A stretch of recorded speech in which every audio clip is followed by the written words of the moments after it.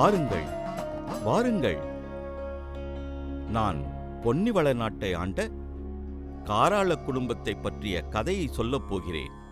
இது உங்களுடைய காலத்திலோ என்னுடைய காலத்திலோ நடந்தது அல்ல. இந்த கதை சோழ மன்னர் காலத்தில் தென்னிந்தியாவில் நடந்தது.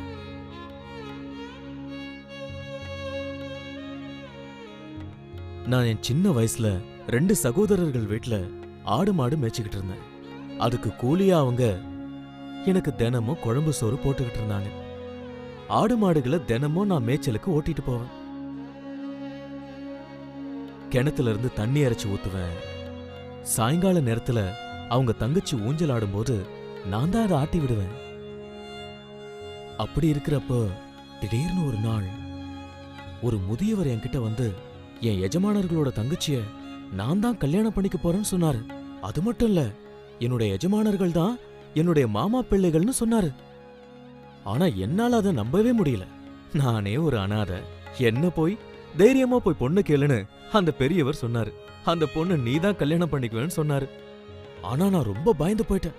அவர் பேச்சு கேட்டு நான் பொண்ணு கேட்க போனா அவங்க என்ன அடிச்சு விரட்டிடுவாங்க.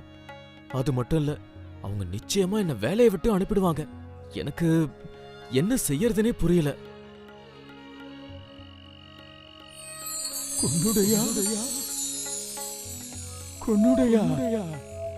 அப்பா குன்னுடையா, எங்கப்பா இருக்க? எங்க இருக்க?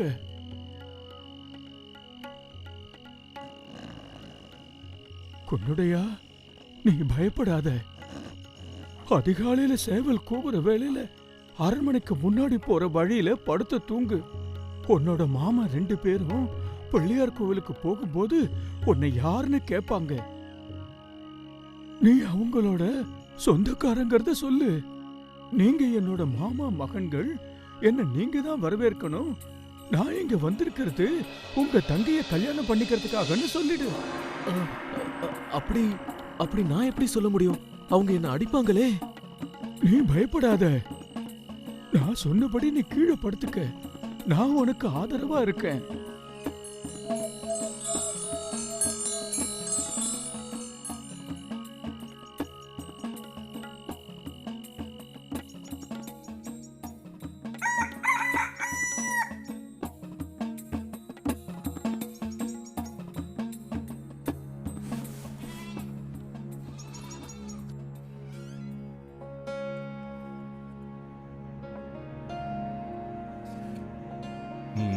அங்க யாரோ படுத்து கிடக்குறாங்க. காலையில நம்ம கிளம்புறப்போ இது அவ்வளவு நல்ல சகுனமா படலையே. யார் அது? கோயிலுக்கு போற வழியில படுத்திருக்காங்க. ஐயா, நான் தான் குன்னுடையான். நான் வயிற்று வலியால துடிக்கிறேன்.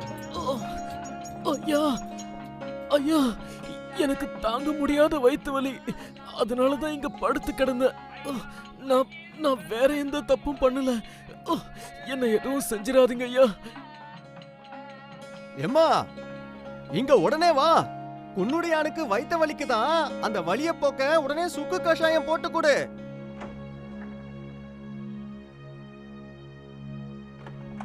குன்னுடையா, நல்லா ஓய்வு எடுத்துக்க. சீக்கிரமே வலி குறைஞ்சிரும். பொழுது விடிஞ்சதும் பட்டிக்கு போய் பாலை கறந்துட்டு அதுக்கப்புறம் வீட்டுக்கு வா.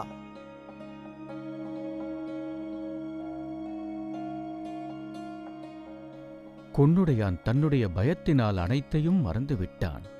நான் சொன்னது இனி எதுவுமே நடக்காது. மறுபடியும் என்ன செய்வதென்று திட்டம் தீட்ட வேண்டும்.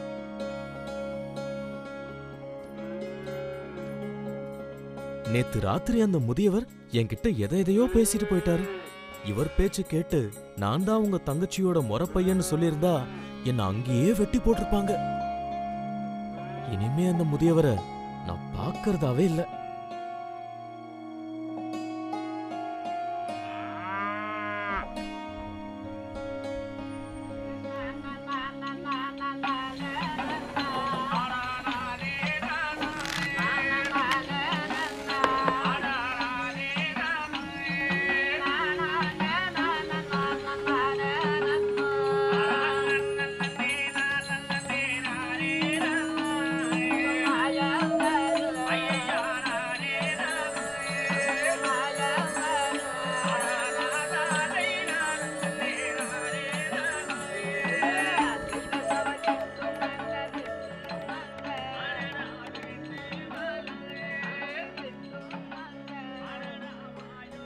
கொன்னுடையா, கொன்னுடையா.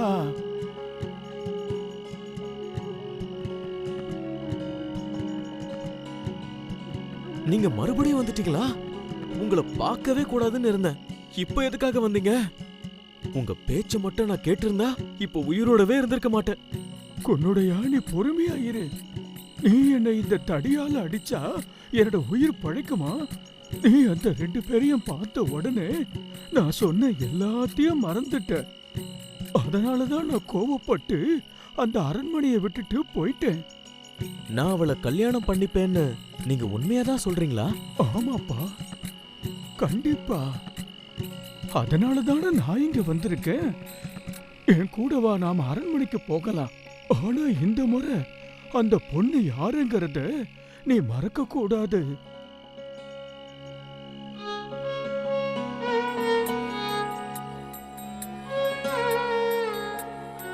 யார் அது? குன்னுடையானா அது? அவன் திரும்பவும் இங்கேயே வந்து படுத்திருக்கான். இத பாருங்க, நான் ஒன்னு சொல்றேன். உங்களுக்கு தெரியுமா, நான் தான் உங்க அத்தை மகன். நான் உங்க அத்தை பையங்கிறதுனால உங்க தங்க தான் எனக்கு முறை பொண்ணு. என்ன என்னப்பா இது? உன்னை 20 வருஷமா வளர்த்து காப்பாத்தி இருக்கிறோம். எங்க உப்ப தின்னுட்டு எங்க வீட்டு பொண்ணையே கல்யாணம் கட்டி கொடுன்னு கேக்குறியா? என்ன தைரியம் இருந்தா உறவு மர சொல்லி கூப்பிடுவ? ஏய், இங்க வா. இவனை கூட்டிக்கிட்டு போய் தூண்ல கட்டி வச்சு நல்லா 2 அடி அடிங்க. அட கடவுளே!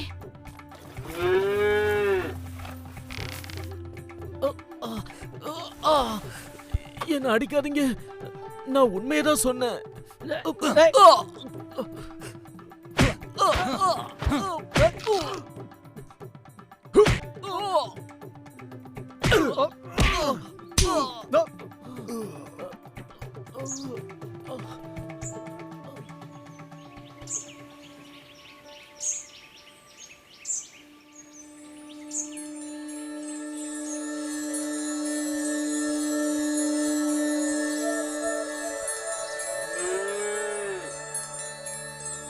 கொன்னுடையா, கொன்னுடையா,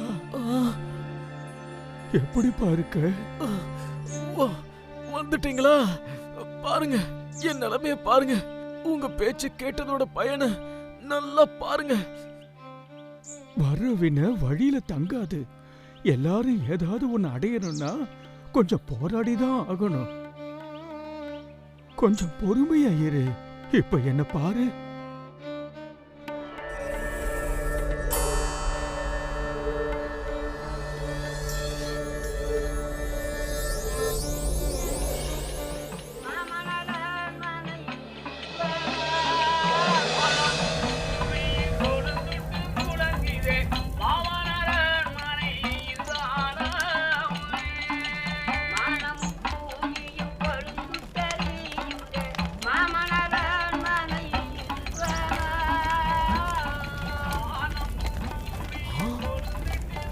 தீ பத்திக்கிச்சு, தீ பத்திக்கிச்சு. யாராவது போய் தண்ணி கொண்டு வாங்க. சீக்கிரம் தண்ணி கொண்டு வாங்க. தீ அணைக்கணும். சீக்கிரம் தண்ணி கொண்டு வந்து தீ அணைங்க. சீக்கிரம் சீக்கிரம் அணைச்சிருங்க. தீ அணைங்க.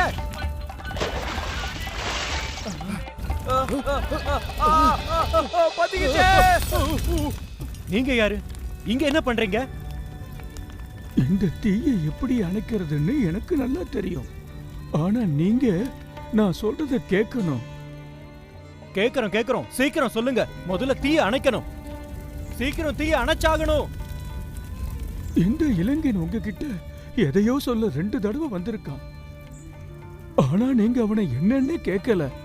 உங்க அத்தை எங்க கல்யாணம் பண்ணி போனாங்கன்னு உங்களுக்கு தெரியுமா? உங்க அப்பா உங்க அம்மாவை எங்க கல்யாணம் பண்ணாருன்னு தெரியுமா? ஐயா, எங்க அப்பா வெள்ளி வேளால இருந்து தான் பொண்ணு எடுத்து கட்டினாரு.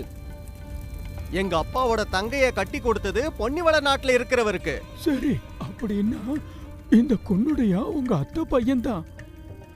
அவன் காவிரி ஆறு பாயிர வளமான நிலப்பரப்பு உடைய பொன்னிவள நாட்டுல இருந்து வந்திருக்கான். அவன் உங்க தங்கைய கல்யாணம் பண்றதுக்கு தகுதியுடையவன். ஆனா அவனோட நேரம் சரியில்லாததால பங்காளிங்க கிட்ட கஷ்டப்பட்டு இங்கேயே வந்து இங்கேயும் துன்பப்பட்டு அவன் வறுமையில வாழ்ந்துகிட்டு இருக்கான். எல்லாம் அவனோட போதாத காலம். அப்படியா? இது எங்களுக்கு தெரியாதே. உன்னுடைய மட்டும்தான் உன்னோட தங்கைக்கு பொருத்தமான மாப்பிள்ளை. அவங்கிட்ட மேற்கொண்டு எந்த வாதமும் செய்யாம உங்க தங்கைய கல்யாணம் பண்ணி கொடுங்க. குன்னுடையா எங்க கிட்ட 20 வருஷமா வேலை செஞ்சிருக்கான். இருந்தாலும் இவன் எங்க அத்தைக்கு பிறந்தவன் இல்லையே. மேற்கொண்டு எதுவும் பேச வேண்டாம். உங்க தங்கைய அவனுக்கு கல்யாணம் பண்ணி வைங்க. இல்லன்னா இந்த தீ உங்க அரண்மனையையும் இந்த கிராமத்தையும் அழிச்சிரும். சரி சரி, நாங்க ஒத்துக்கிறோம். தயவு செஞ்சு தீயை அணைச்சிடுங்க, சீக்கிரம். ரொம்ப நல்லது. நான் இப்போ தீயை அணைச்சிடுறேன்.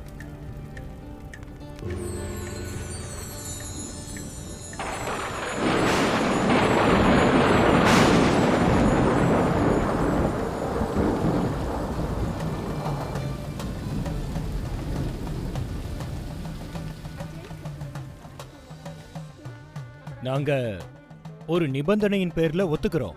குன்னுடையான் எங்க வீட்ல 20 வருஷமா வேலைக்காரனா இருந்திருக்கான். எல்லார் முன்னாடியும் கல்யாணம் நடத்தினா ஊர்க்காரங்க கேலி பேச்சு பேசுவாங்க. ஊருக்கு வெளியே காட்டுக்குள்ள இருக்கிற பிள்ளையார் கோயில்ல கல்யாணத்தை வச்சுக்கோங்க. ஆனா எங்க வீட்ல இருந்து யாரும் வரமாட்டோம். இதான் உங்க விருப்பம்னா இத நான் மனப்பூர்வமா ஏத்துக்கிறேன். உங்க தங்கையை அனுப்பி வைங்க, நான் கல்யாணத்தை முடிச்சு வைக்கிறேன். நானும் குன்னுடையானும் கிராமத்தோட எல்லையில காத்துக்கிட்டு இருக்கோம்.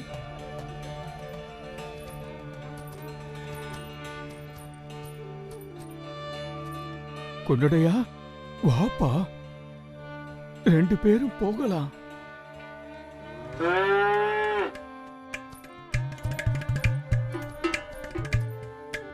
இங்க பாருமா, தாமரையை கூட்டிட்டு போய் கிராமத்தோட தென்கோடியில விட்டுட்டு வாங்க.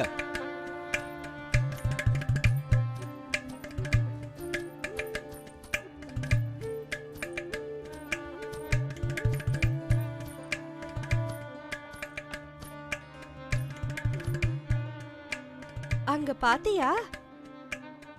அந்த முதியவர் தான் மாயவர்னு எனக்கு தெரியும். பரந்தாமா, தங்களை கண்டது எனக்கு மகிழ்ச்சியாக இருக்கிறது. அம்மா தாமரை, நீ நீடூழி வாழணும். என்னோட ஆசீர்வாதம் எப்பவும் உனக்கு இருக்கும்.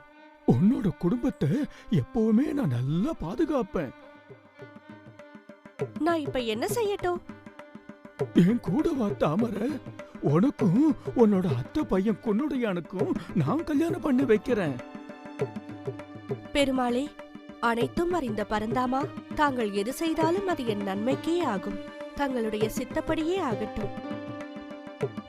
இப்பதான் எனக்கு ரொம்ப சந்தோஷமா இருக்கு. வாமா போகலாம். இந்தாப்பா, நான் சொல்றத நல்லா கேட்டுக்க. ஒரு மலட்டு மாடு, ஒரு குருட்டு ஆடு, பிஞ்சு போன கூடை, ஒரு கால்படி உடைஞ்சு காஞ்சி போன பட்டாணி, அப்புறம் மொச்சக்கொட்டை, கம்பு குருணை, அதுவும் தவிர காப்படி வரகரசி, கொஞ்சம் எண்ணெய், குடிக்க தண்ணியும் கொண்டு வா. இங்க பாருப்பா, இது எல்லாத்தையும் எடுத்துக்கிட்டு கிராமத்து தென்கோடியில இருக்கிற பிள்ளையார் கோயில் வாசல்ல நிக்கிற தாமரை கிட்ட கொண்டு போய் சேர்த்துரு. வேற எதுவும் பேசாத. இதுதான் உன் அண்ணமாரோட திருமண பரிசுன்னு கொடுத்துரு. அவளே இதோட அர்த்தத்தை புரிஞ்சுப்பா.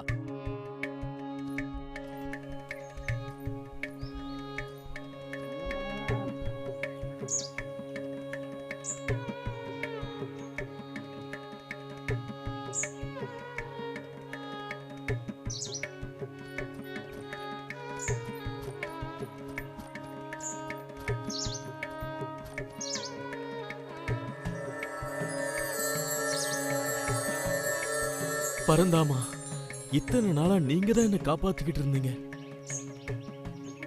மேலும் என் வாழ்க்கைக்கு நீங்க தான் ஒரு நல்ல வழிகாட்டியா இருந்தீங்க. பெருமாளே, குன்னுடையான், நான் எப்பொழுதும் உன்னை கவனித்துக் கொண்டுதான் இருப்பேன். ஒவ்வொரு நடவடிக்கையையும் கவனிப்பேன். பெருமாளே, உங்க சொல்படிதான் இத்தனை நாளா நான் நடந்துகிட்டு இருக்கேன். அங்க பாத்தியா, பகவான் விஷ்ணுவே நம்ம காட்டுக்கு வந்திருக்காரு. அது மட்டும் இல்ல, அவங்க வாழவண்டியோட பெரிய தனக்கார வீட்டு பொண்ணு. ஏதோ கல்யாண சடங்கு செய்யற மாதிரி இருக்கு. ஆச்சரியமா இருக்கே. வசதியான பொண்ணு, காசு பணத்துக்கு குறவே இல்ல. சரி, அவ ஏன் இந்த காட்டுக்குள்ள வந்து கல்யாணம் செஞ்சுக்கணும்? அந்த மாயவர் ஏதோ ரகசியமா திட்டம் போடுற மாதிரி தெரியுது. நான் தற்பொழுது திருமணத்திற்கு தேவையான அனைத்து ஏற்பாடுகளையும் செய்கின்றேன். என்ன இது? என் கண்ணை என்னாலேயே நம்ப முடியலையே.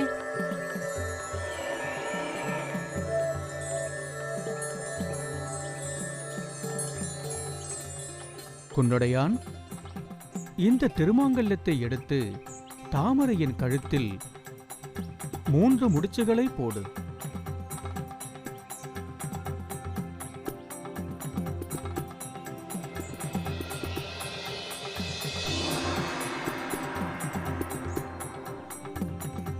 இப்பொழுது தாமரையின் கரம் பிடித்து இந்த யாகசாலையை 3 முறை வலம் வா.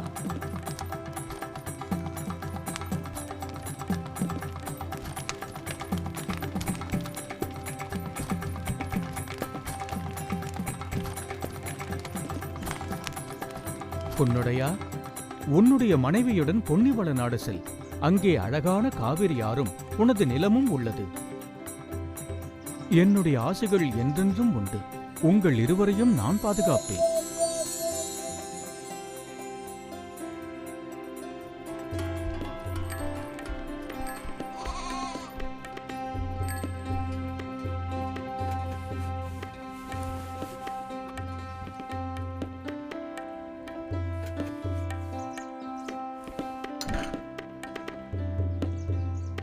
அம்மா தாமரை, இதெல்லாம் உன் திருமண பரிசா உங்க அண்ணமாருங்க கொடுத்தமிச்சாங்க.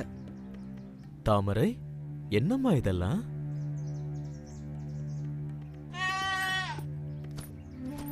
இதெல்லாம் நம்ம கல்யாண சீர்வரிசை. தாமரை, இந்த சின்ன பானையில இருக்கிற தானியங்கள்லாம் எதுக்கு? இந்த சின்ன பானையில திணையரிசி இருக்கு. இனி இந்த மண்ணுக்கும் நமக்கும் சம்பந்தம் இல்லைன்னு மறைமுகமா சொல்லிருக்காங்க. சரி, அந்த பானையில என்ன இருக்கு? இந்த பானையில வரகரிசி இருக்கு. நாம மறுபடியும் வாழவந்திக்கு வரக்கூடாதுங்கிறதுக்காக இதையெல்லாம் கொடுத்திருக்காங்க. இது எல்லாமே உங்க அண்ணன்மாருங்க வேலைதான். இதுக்கு பின்னாடி இப்படி ஒரு அர்த்தம் இருக்கா? எதுவானாலும் சரி, இந்த வரகரிசியை என் கையால தொடக்கூட மாட்டேன். என்னை அவமானப்படுத்தவே அவங்க இதை அனுப்பியிருக்காங்க. நான் திரும்பவும் இந்த மண்ணையும் வீட்டையும் மிதிக்க கூடாதுன்னு என் அண்ணன்மார்கள்லாம் சொல்லிருக்காங்க. என் குடும்பமே நம்மள ஒதுக்கி வச்சுட்டாங்க. அட கடவுளே, நான் ஏன் தான் இப்படி சபிக்கப்பட்டேன்னு தெரியல. ஏன் இப்படி எல்லாம் நடக்குது? என் குடும்பமே ஏன் என்ன ஒதுக்கி வைக்கிறாங்க? நான் பிறந்த இந்த மண்ணுக்கு என்னால திரும்பி வரவே முடியாதா? இத பார் தாமரை, அழாத. இனிமே இது நம்ம வீடு இல்ல. அழாதமா. நாம எங்க நாட்டுக்கு போய் நல்லபடியா வாழுவோம். இதையெல்லாம் இங்கேயே விட்டுட்டு வந்துரு.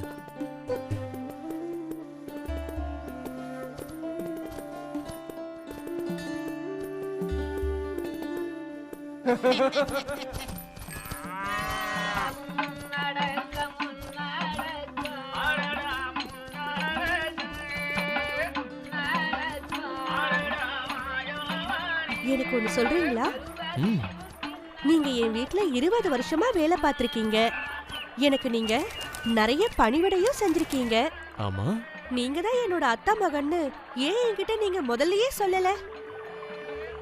தாமரை,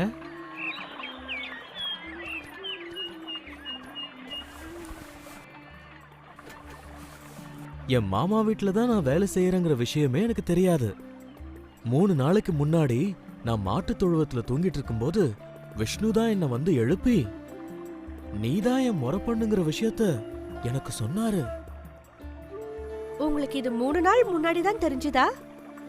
ஆமா தாமரை, அப்பதான் விஷ்ணு என்கிட்ட உன்னை கல்யாணம் பண்ணிக்கன்னு சொன்னாரு. நான் உங்களுக்காகவா இத்தனை வருஷமா காத்துக்கிட்டு இருந்தேன். எனக்கு இத பத்தி எதுவுமே தெரியாது. அந்த பரந்தாமன் நம்ம 2 பேரையும் காப்பாத்துவாரு.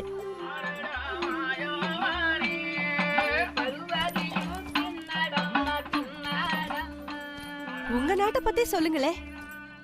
தாமரை, எங்க நாடு பொன்னிவளா. காவேரி நதி பாயும் அழகான நாடு. எங்க அப்பா பேரு கோலாத்தா.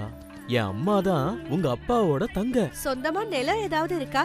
தாமரை, எங்க அப்பா உயிரோட இருந்த காலத்துல நிறைய நிலம் இருந்தது. தோப்பு துறவுன்னு வசதியா இருந்தோம். காவேரி ஆத்து பாசனம் விளைச்சலுக்கு குறைச்சலே இல்ல. அப்புறம் ஏன் இப்படி நீங்க வறுமையில வாடுனீங்க? உங்க குடும்பம் சொந்த பந்தோன்னு நான் யாரையுமே பார்த்ததில்ல. குன்னுடையான் தாமரையிடம் அவன் வாழ்வில் நடந்த முழு கதையையும் சொல்லி முடிக்கிறான். மேலும் அவன் எவ்வாறு அனாதையானான் என்பதையும் விவரமாகச் சொல்கிறான்.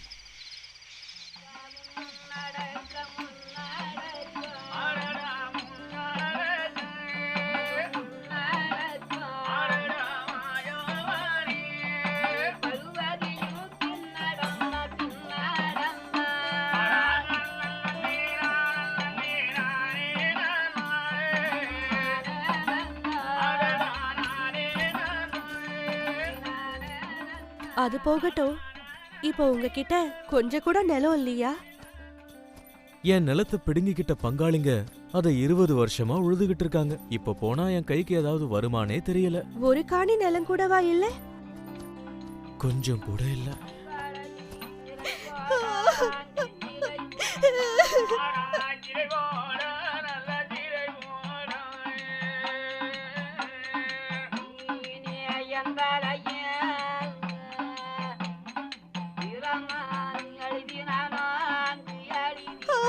ஐயோ, என் காலெல்லாம் ரொம்ப வலிக்குது. நான் ரொம்ப வலுவிழந்து போயிட்டேன். எனக்கு ரொம்ப பசிக்குது, தாகம் எடுக்குது. என்னால இனி ஒரு அடி கூட எடுத்து வைக்க முடியாது. வா தாமரை, நாம அங்க இருக்கிற மரத்தடியில போய் ஓய்வு எடுத்துக்கலாம். நான் போய் உனக்கு குடிக்க தண்ணீர் கொண்டு வரேன்.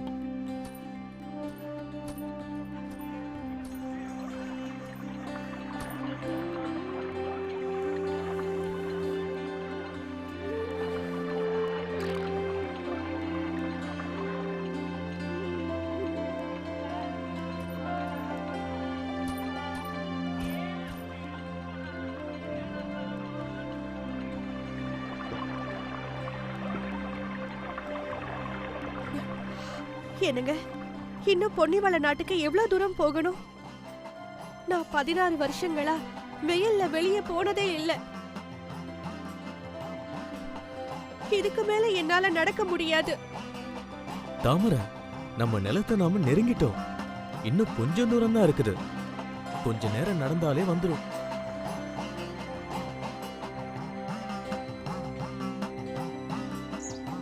ஓ தாமரை, தாமரை, அங்க பார். அதுதான் என்னோட ஊரு. இது எல்லாமே எங்க நிலம்தான். அதோ அதுதான் மதுக்கரை செல்லாத்தா கோயில். நான் கடைசியா நான் பிறந்த மண்ணுக்கே வந்துட்டேன். குன்னுடையான் தான் விரும்பிய பெண்ணையே மணமுடித்து கடைசியில் 20 வருடங்கள் கழித்து சொந்த மண்ணான அழகிய காவேரி பாயும் பொன்னிவள நாட்டை தேடி வந்து பசுமையான நிலங்களைக் கண்டு மகிழ்கிறான். இது கதையின் ஒரு பகுதிதான். ஆனால் இதுவே முடிவல்ல. பங்காளிகள் குன்னுடையானின் வருகையை விரும்பவில்லை. பல சூழ்ச்சிகள் செய்து நிலத்தை திருப்பித் தருவதை தாமதப்படுத்தினார்கள். ஆனால் அந்த இளம் தம்பதியினர் கடுமையாக உழைத்தார்கள். அவர்களது நிலத்திலும் விளைச்சல் அமோகமாக இருந்தது. அதனால் வந்த செல்வத்தை கொண்டு புதிய அரண்மனையை கட்டினர். அதே சமயம் சோழ மன்னரும் அவர்களை நன்கு கௌரவித்து நட்புறவு கொண்டாடினார். வணக்கம்ங்க. நம்ம கொங்கு வில்லாள கவுண்டர்களின் மாபெரும் சமுதாயத்தில் மாபெரும் எழுச்சி நாயகனாக தெய்வீக வம்சமாக பிறந்த குன்னுடையா கவுண்டர் வம்சாவளிகள், குன்னுடையா கவுண்டரோட மகன்கள் அண்ணன்மார் என்ற பொன்னர் சங்கர் தங்கால் கவுண்டச்சியோட வீர வரலாற்றை நம்ம யூடியூப் சேனலில் கொங்கு நாடு இளைஞர் படை கட்சி ஒவ்வொரு பாகமாக பதிவு பண்ணிகிட்ருக்குதுங்க. அந்த அனைத்து பாகத்தையும் அனைத்து உறவுகளுக்கும் அனைத்து ஊர்களுக்கும் கொண்டு செல்லுங்க. உலகம் பூரா, அதாவது உலகம் முழுவதும் பரவி கிடக்கும் இந்த கொங்கு வீலாளர்கள் தன்னோட வாழ்வியலையும் வரலாற்றை அறியணும். இது உடுக்கியடி பாடல்கள் அனைத்து ஊர்லேயும் நடக்குதுங்க, இன்றைக்கும் நடக்குதுங்க. அந்த உடுக்கியடி பாடல்களில் தொகுத்து ஒரு ஒளி காவியமாக ஒளி சித்திரமாக பிருண்டா பேக் அம்மையார் அவர்கள், கனடாவை சார்ந்தவர், 1965 இதை ஆராய்ச்சி பண்ணி இதை ஒளிச்சித்திர வடிவத்தில் நாங்கள் மெயில் போட்டு அதை கேட்டு வாங்கி நாங்கள் இன்றைக்கி பதிவு பண்ணிகிட்ருக்குறோம். நம்ம வரலாற்றை அனைவருக்கும் கொண்டு செல்லுங்கள். நம்ம வரலாற்றில் அன்றைய காலகட்டத்திலையும் தன்னோட நெருங்கிய பங்காளிகளே நமக்கு எதிராக நின்றார்கள். அன்னைக்கு 2 பங்காளி நின்னா இன்றைக்கி இருக்கிற எல்லா பங்காளிகளும் நமக்கு எதிராக மாமனோ மச்சானோ பங்காளிகளோ எதிர்த்து நிற்பார்கள். அதையெல்லாம் தாண்டி ஒரு கொங்கு வேளாளன் வெற்றி பெறுவான் என்றால் அவர்கள்தான் பண்பாட்டின் தலை சிறந்த நாயகர்கள். மற்றவர்களான அனைவரும் ஜீரோங்க. அது மட்டும் இல்லாமல் பாரம்பரியம் என்பது என்ன தெரியுங்களா? பாரம்பரியம் பணத்தையும் தோட்டம் துறவுகளையும் மாடி வீடுகளையும் வச்சு பாரம்பரியம் கிடையாதுங்க. அவர்கள் வாழ்வியலில் ஒரே நிலைப்பாட்டோட கொங்கு வேளாண்மை வாழ்ந்தால் மட்டும்தான் பாரம்பரியம்.